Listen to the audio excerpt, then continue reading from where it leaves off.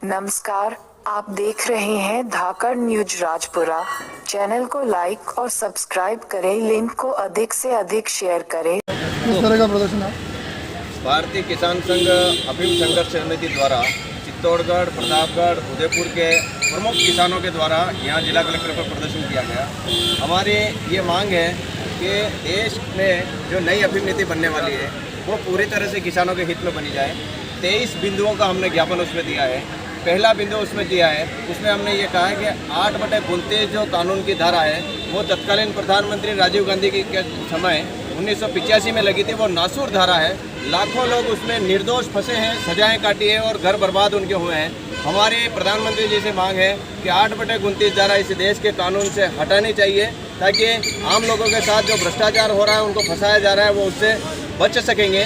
साथ ही अफीम नीति में बड़ा परिवर्तन करते हुए 1990 से अभी तक के कटे हुए पट्टे सारे बहाल किए जाएँ, नए पट्टे भी किसानों को दिए जाएँ। CPS पद्धति जो है वो ठीक नहीं है, उसको बंद करना चाहिए और परंपरागत जो पद्धति है लुवाई चिराई की, उसी में वो CPS पद्धति के पट्टे भी उसी में दिए जाए।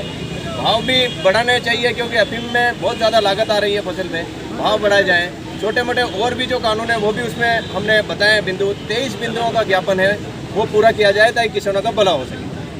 हम 8/29 की धारा में निर्दोष किसानों को, निर्दोष आमजनों को फंसाया जाता है। जैसे कि मान लो मेरे पास कोई अफीम पकड़ा गई और मेरे नाम से पुलिस प्रशासन या मेरे से गलत नाम उगवा करके मान लो 1 किलो अफीम कहीं से लेके आए तो एक जना फंसेगा, लेकिन उस जगह 50 जनों के नाम उनसे लिस्टेड किए जाते हैं और 85 जनों से पुलिस प्रशासन लाखों रुपए लूटने का काम करती है या फिर उसको अंदर डाला जाता है। 6 महीने तक उसकी चालान पेश नहीं होता, तब तक जमानत नहीं होती। ऐसे लाखों लोग निर्दोष प्रताड़ित हुए हैं, घर बार बर्बाद हुए उनके, और वो उन्होंने जेलों की सजा काटी है और बाइज्जत बरी हुए हैं। ऐसे देश के कानून में 95% लोग बरी हुए हैं 8/29 में। इसलिए हम 8/29 जो 1985 में तत्कालीन प्रधानमंत्री राजीव गांधी के समय लागू की गई थी, बिना ऑफिशियली लागू की गई थी, नियमों को ताक में रख करके, किसानों को ताक में रख करके लागू की गई थी, उस 8/29 नासूर धारा को इस देश के कानून से हम हटाना चाहते हैं। माननीय प्रधानमंत्री जी से हम मांग करते हैं कि इस नासूर धारा को,